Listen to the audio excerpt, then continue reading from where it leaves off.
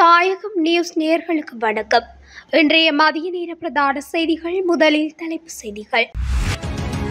மக்களுக்கு மகிழ்ச்சி தகவல். இன்று வங்கிக் கணக்குகளுக்கு வரும் பணம். நவீன தொழில்நுட்பத்துடன் கூடிய வாகன இலக்கு தகடு அரசின் அறிவிப்பு. இலங்கையில் அதிக அளவில் ஊழல் மோசடிகள் இடம்பெறும் துறைகள்.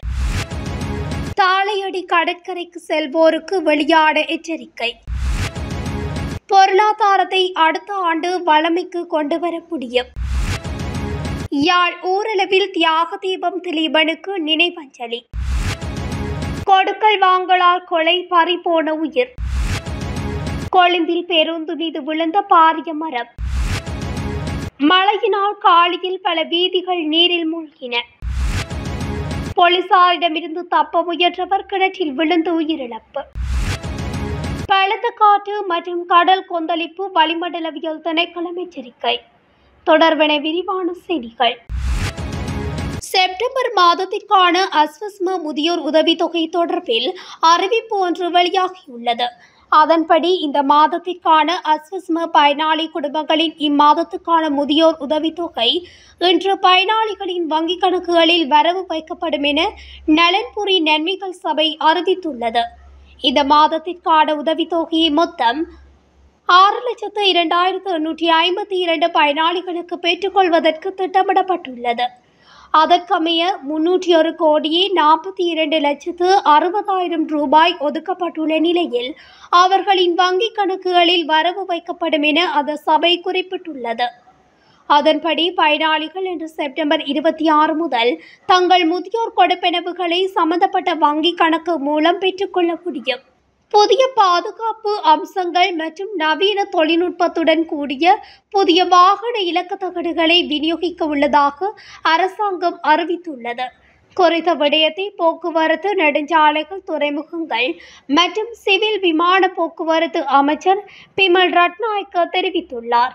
நாடாளுமன்றத்தில் இன்று எதிர்க்கட்சி நாடாளுமன்ற உறுப்பினர் முஜிபுர் ரகுமான் எழுப்பிய கேள்விக்கு பதிலளிக்கும் போதே அமைச்சர் பிமல் ரட்நாயக்க இந்த விடயத்தை குறிப்பிட்டுள்ளார். தற்போது சந்தையில் வாகன இலக்கு தகடுகள் இல்லாத பெருமளவான வாகனங்கள் உள்ளன. முந்தைய வர்த்தக நிறுவனங்களுடன் அரசியல் நடவடிக்கை மற்றும் ஊழல் பொறுப்பற்ற தன்மையால் மோட்டார் வாகன திணைக்களம் சுமார் 10 ஆண்டுகளாக முன்னேறவில்லை என்று அமைச்சர் குறிப்பிட்டுள்ளார். இந்த ஆண்டு ஏப்ரல் மாதத்துக்குள் 9 லட்சம் ஓட்டுநர் உரிமங்கள் தேங்கிக் கிடந்த பிரச்சினை தீர்க்கப்பட்டதாக அமைச்சர் சுட்டிக்காட்டியுள்ளார்.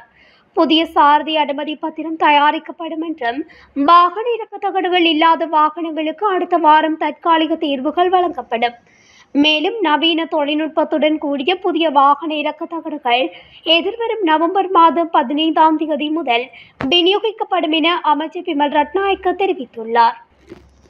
இலங்கையில் அதிகளவில் ஊழல் மோசடிகள் இடம்பெறும் துறைகள் குறித்த தகவல்கள் வெளியிடப்பட்டுள்ளன. 2024ஆம் ஆண்டில் நடத்தப்பட்ட பொது கருத்து கணிப்பின் மூலம் இந்த விடயம் தெரிய வந்துள்ளது.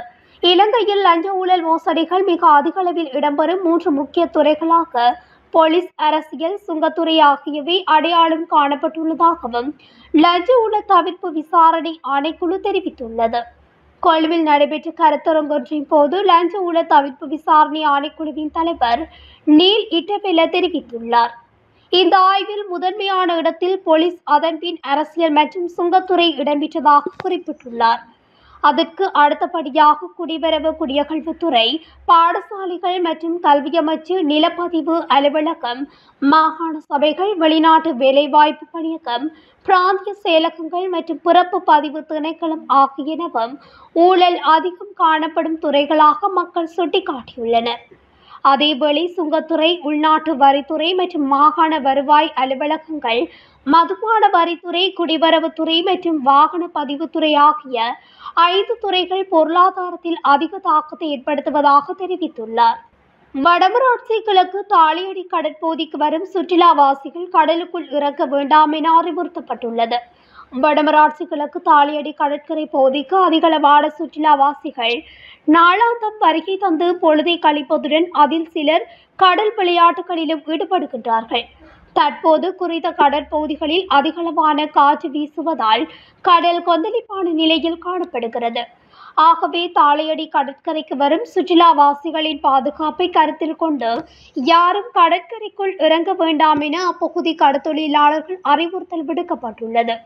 சில நாட்களுக்கு முன்பு தாளையடி கடற்கரைக்கு வருகை தந்த சுற்றுலாவாசியொருவர் கடலில் நீராடும் போது உயிரிழந்தமை குறிப்பிடத்தக்கது. இலங்கையின் பொருளாதார நிலைமையை இன்னும் ஓராண்டு காலத்தில் பழைய நிலைக்கு கொண்டுவர முடியும் என ஜனாதிபதி அனுரகுமார திசாநாயக்க தெரிவித்துள்ளார். கடந்த 2019 ஆண்டுக்கு முன்னிருந்த பொருளாதார நிலையை மீளவும் கொண்டுவர முடியும் என அவர் நம்பிக்கை வெளியிட்டுள்ளார்.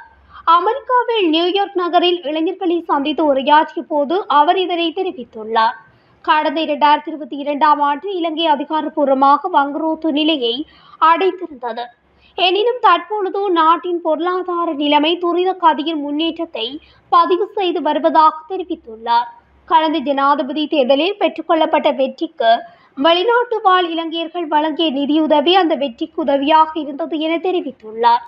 கடந்த 2019 ஆண்டு நடைபெற்ற தேர்தலில் 3% வாக்குகளை பெற்றுக்கொண்ட போதும் 2024 ஆண்டு நடைபெற்ற தேர்தலில் இலங்கை வரலாற்றில் அதிக எண்ணிக்கையிலான நாடாளுமன்ற உறுப்பினர்களை பெற்றுக்கொள்ள முடிந்தது என அவர் சுட்டிக்காட்டியுள்ளார்.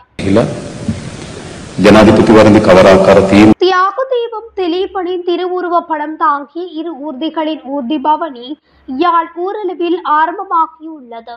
தியாக தீபம் திலீபனின் 38வது நினைவு தின இறுதி நாளான இன்று ஊரளவில் அமைந்துள்ள அவர் பிறந்து வாழ்ந்த காணியிலிருந்து தமிழ் தேசிய மக்கள் முன்னணி மற்றும் தீவக நினைவேந்தல் குழுவின் ஊர்தி பவனிகள் காலை 7 மணிக்கு ஆரம்பமாகியுள்ளது. இந்நிகழ்வில் பொதுச்சுடர் ஏற்றப்பட்டு மலர் மாலைகள் அணிவிக்கப்பட்டு அகவணக்கம் செலுத்தப்பட்டு மலரஞ்சலியும் செலுத்தப்பட்டது. இதன் பின்னர் அவ்விடத்தில் இருந்து இரு ஊர்திகளும் யாழ் பலாலி வீதியூடாக நல்லூரில் அமைந்துள்ள தியாகி திலீபனின் நினைவிடத்தை நோக்கி பயணத்தை ஆரம்பித்தது. இதேவேளை அதே வழித்தடத்தில் அமைந்துள்ள விடுதலை போராட்டத்துக்காக தன்னுயிரை தியாகம் செய்த பொன் சிவகுமாரின் யாழ் உரும்புராயில் அமைந்துள்ள உருவச்சிலைக்கும் பொதுச்சுடர் ஏற்றப்பட்டு அஞ்சலி செலுத்தப்பட்டது. யாழ் பலாலி வீதியில் யாழ் நல்லூர் நோக்கி பயணிக்கும் இரு ஊர்திகளுக்கும் மக்கள் வீதியோரங்களில் நின்று அஞ்சலி செலுத்தினர்.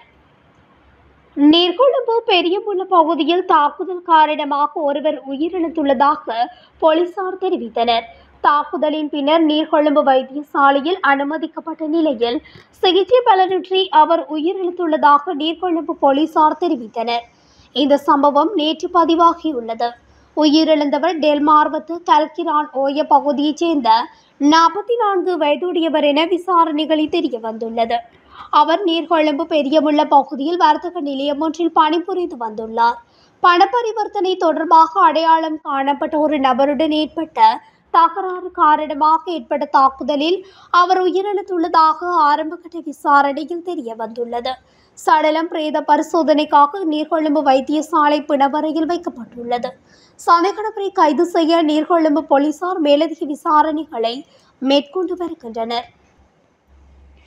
கொழும்பு ஒல்கொட் மாவட்டத்தில் இன்று காலை ஒரு பேருந்து ஒன்றின் மீது பாரிய மரம் முறிந்து விழுந்ததில் விபத்து ஏற்பட்டது.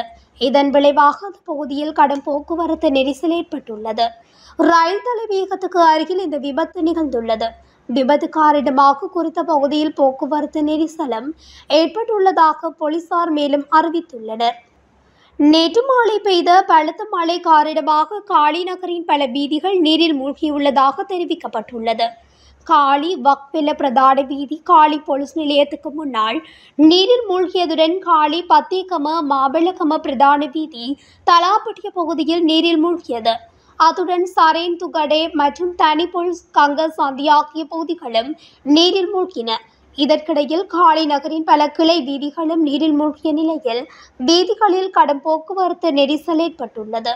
கிளிநொச்சி ராமநாதபுரம் பகுதியில் நேற்றிரவு போலீசாரிடமிருந்து தப்ப முயன்ற ஒருவர் கிணற்றில் தவறி விழுந்து உயிரிழந்துள்ளார். சட்டவிரோதமான மதுபான உற்பத்தி தொடர்பில் அப்பகுதியில் போலீசார் சோதனை மேற்கொண்டதில் ஆலடி பகுதியில் சந்தேக நபர் தப்பி செல்ல முற்பட்டுள்ளார். இதன்போது கிணற்றில் தவறி விழுந்து உயிரிழந்துள்ளார். 24 வயதான ஒரு பிள்ளையின் தந்தையை உயிரிழந்தவராவார். உயிரிழந்தவரின் சடலம் கிளிநொச்சி மாவட்ட பொது வைத்தியசாலையில் வைக்கப்பட்டுள்ளது.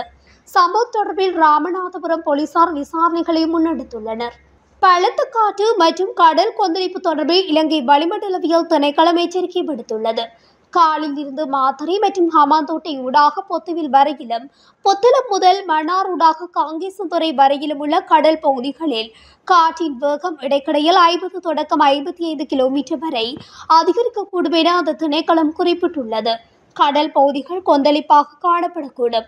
அதே நேரம் புத்தளம் முதல் கொழும்பு ஊடாக காலி வரையிலும், காங்கேசன்துறை முதல் திருகோணமலை வரையிலும் உள்ள கடல் பகுதிகளில் காற்றின் வேகம் இடைக்கிடையில் மணிக்கு 50 தொடக்கம் 55 கிலோமீட்டர் வேகத்தில் அதிகரிக்கும் மற்றும் கடல் பகுதிகள் அவ்வப்போது கொந்தளிப்பாக இருக்கக்கூடும் என்றும் அறிவிக்கப்பட்டுள்ளது. இத்துடன் தாயகம் நியூஸின் இன்றைய மதிய நேர பிரதான செய்திகள் நிறைவடைகின்றன. தொடர்ச்சியாக செய்திகளை அறிந்து கொள்ள தாயகம் நியூஸுடன் இணைந்திருங்கள். நன்றி, வணக்கம்.